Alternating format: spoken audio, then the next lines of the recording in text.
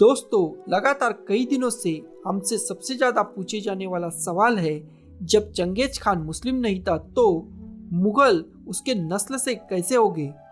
क्योंकि मुगलों के अजीम बादशाह और मुगल सल्तनत के संस्थापक जहीरुद्दीन बाबर एक मुस्लिम बादशाह थे और उनकी पूरी सल्तनत उनके दौर में भी और उनके बाद भी मुस्लिम कल्चर और मुस्लिम कायदे कानून से ही चली।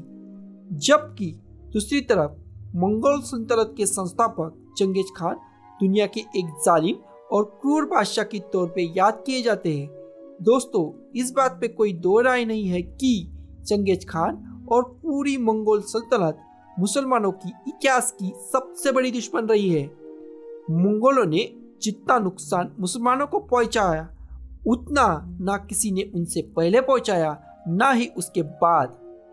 तो फिर ऐसा क्या हुआ कि चंगेज खान की आने वाली नस्ल, जिसमें तैमूर और जहीरुद्दीन जैसे महान बादशाहों का जन्म हुआ, वो सब मुसलमान हो गए? क्या असल में मुगल सल्तनत के संस्थापक वाकई चंगेज खान की नस्ल से थे, या फिर उनका चंगेज खान और मुगल सल्तनत से कोई भी नाता नहीं था?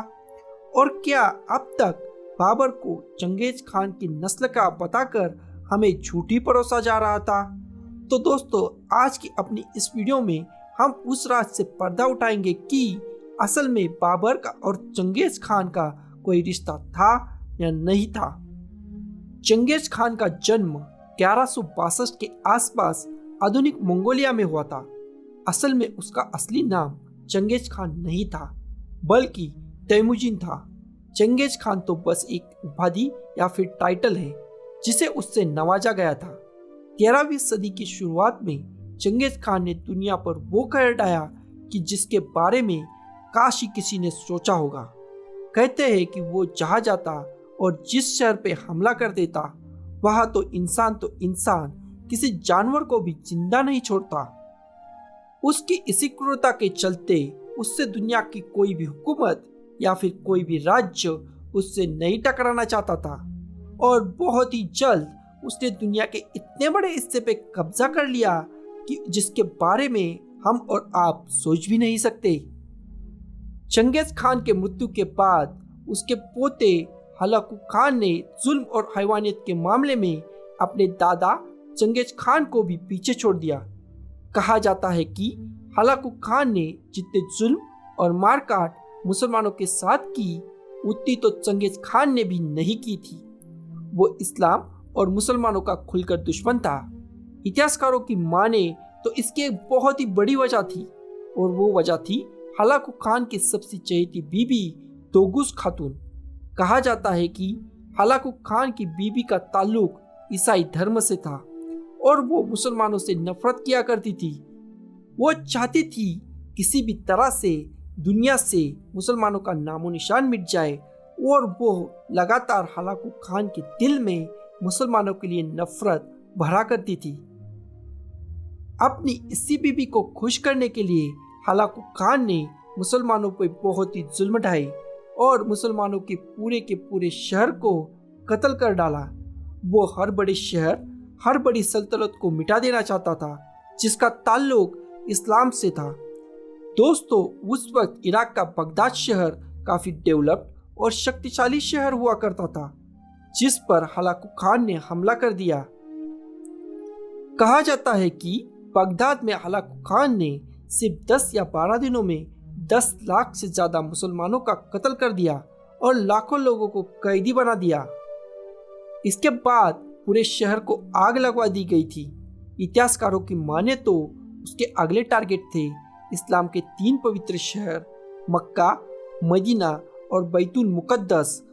वो जानता था कि अगर वो इन 3 शहरों को तबाह करने में कामयाब रहा तो मुसलमानों का नामो निशान दुनिया से मिटाने में वो कामयाब हो जाएगा। लेकिन दोस्तों, उसके बाद जो हुआ, उसने दुनिया के इतिहास को हमेशा के लिए बदल के रख दिया। जब हलाकू खान इन 3 पवित्र शहरों पर हमला करने की तैयारी कर रहा था, उसी वक्त चंगेज खान के दूसरे एक पोते ने इस्लाम कबूल कर लिया, और इस शख्स का नाम था बरके खान। कहते हैं कि बरके खान की इस्लाम कबूल करने की एक बड़ी वजह थी वो मुस्लिम कैदी। चीन को मंगोल बगदाद से कैद करके लाए थे। इतने जुल्म के बाद भी वो लोग अपने परवरदिगार को याद करना नहीं भूलते थे। बरके खान को लगा कि ऐसी कौन सी ताकत है जो इतने जुल्म के बाद भी मुसलमानों को झुका नहीं पाई है और इनके ईमान में किसी तरह की कोई कमी नहीं आई है। दोस्तों कहते हैं कि इसी चीज़ की रिसर्च करते करते बरके खान भी मुसलमान हो गया और न केवल वो मुसलमान हुआ बल्कि उसने पूरी जिंदगी मुसलमानों की मंगोलों से हिफाजत भी की।